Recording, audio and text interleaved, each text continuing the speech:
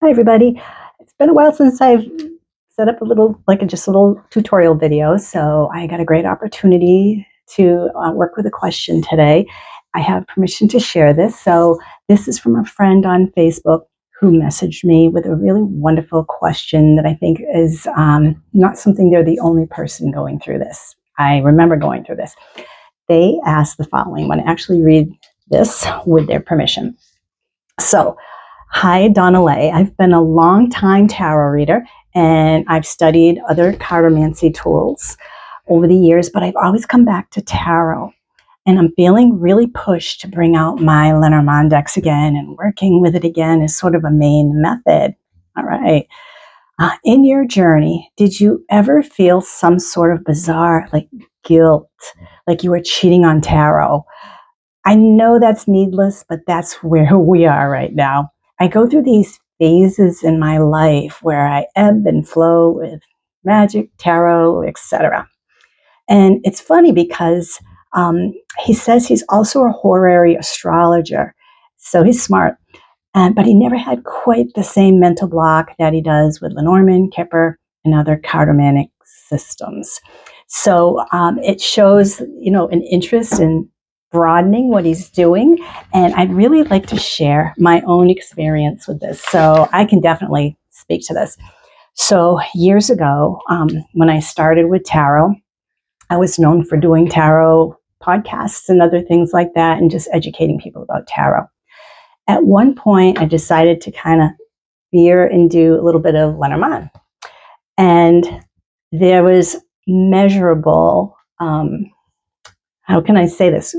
Like criticism or disinterest from people who at that time didn't know what it was and didn't know what to do with it, or just weren't interested in it. And that's okay. This was my journey. And I tend to do things that guide me and follow those authentic pulls. So as on my podcast, I started doing Lenormand and had guests on like Melissa Joe Hill and Rana George to talk about the system. I can actually see measurable numbers when you do a podcast. You can see like how many listeners you have, and it started to dip down because nobody knew what this thing was. They're like, I'm not going to listen to that one. I'll wait till the next tarot one. And but I really felt that this needed to be something that was out there, so I just did it. Um, Over time, what happened is people saw it again and again, and they started catching up with it. And those ended up being our most downloaded episodes over time. So here's the thing. When we do something that perhaps other people don't like, and I remember when I did this, I mentioned to someone that I was actually starting to feel more pulled to do Lenormand in many readings than I was in tarot at the time. And one of my friends was like, oh no, like I could see the disdain and not like contempt, but I could see the concern that but tarot is like, that's it. And I love tarot. Tarot like is my native language pretty much. But I wanted to expand, and I remember doing it and not wanting to abandon that pull. So let's take that word abandon for a minute. When we want to do something, if it ever stems from being concerned about what other people think, we are then abandoning ourselves to satisfy a need of everybody else. We're letting go of what is authentically our interest, what we're pulled to keep the noise out from other people. And that's not authentic.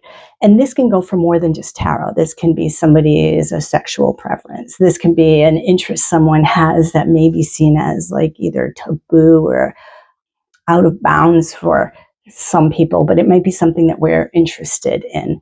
I'm thinking of spiritual paths. There's lots of ways that this can be defined, but it doesn't have to be just tarot.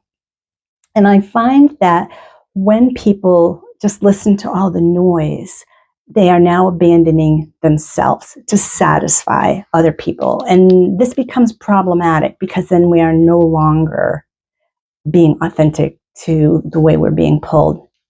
And I really feel like we each have something within ourselves that helps us lean in toward what's authentically us And if we listen to the noise, we can be pulled back from that.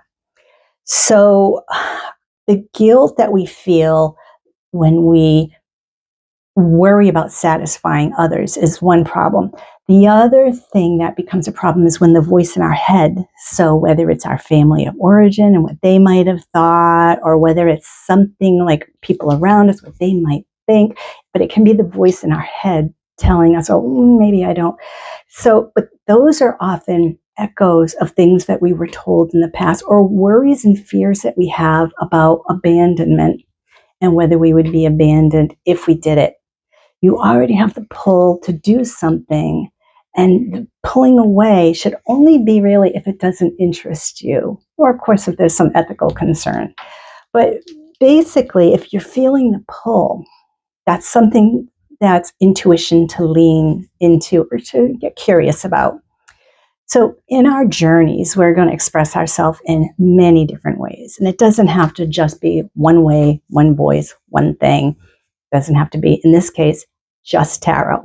You can do tarot, and you can also do astrology. You can also do Lenormand. You can also do crystals, charms, whatever it is you want to do. You can have like these layers of things. It doesn't have to be just one thing. That's it. And we can grow over time. So when we get to a point where when we've learned a lot about something and we want to broaden, it's okay to like color outside the lines, like step a little bit outside of that to expand and learn more. And this often happens naturally. Like I remember when I was bird watching, I was learning about the different songs of birds, the different markings on the birds so we could identify them. But then you start learning, oh, well, there's also the regions you're seeing them have to do with the ecology that that bird needs to survive. So this bird is only around water, so you'll also only see this plant, and the bird happens to eat that plant. You learn more, and it's just no longer about just the bird. Now you've got the plants, okay, and that environment. So everything kind of gets bigger and bigger the more you learn, and that's a very natural process, and it's just gaining more is for you. But I think what's most important for people to remember is it is kind of a wandering journey, and it's okay if it changes, becomes stronger, weaker, ebbs, flows. The tarot isn't animated in such a way that it would be like jealous, of course, but to wonder if perhaps there's something wrong with something, to do an additional thing is perhaps offering us a good opportunity to question, like, where does that come from, that concern? Like, is that me? Is that someone else? Is it me worrying about someone else? Is this an echo from something I heard in the past? So here's what I'm going to suggest. I would suggest that anyone that has this kind of concern, and if you like tarot, Lenormand, charms, whatever it is you do, is to ask the question of whatever oracle that is where does this worry come from? Okay, where does this worry originate from? Where does the concern that I'm abandoning something, where was that seed from? And then use your tarot or your Lenormand cards or your charms, your stones, your bones, whatever it is you love, use them all. Ask of tarot and also ask of Lenormand, and you can compare the answers and see how the two speak differently. Are they saying the same thing? Are they saying something different? Are you giving different aspects of it? But then you can use that to kind of go deeper. So I would explore that further.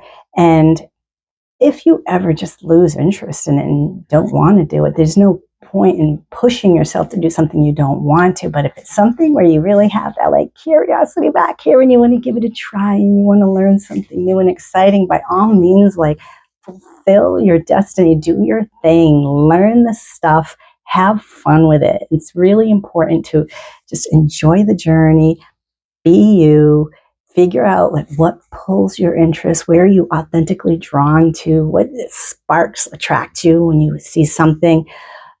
Do that thing and enjoy it, because you can always come back to the other. You can still do the other without ever letting it go as well.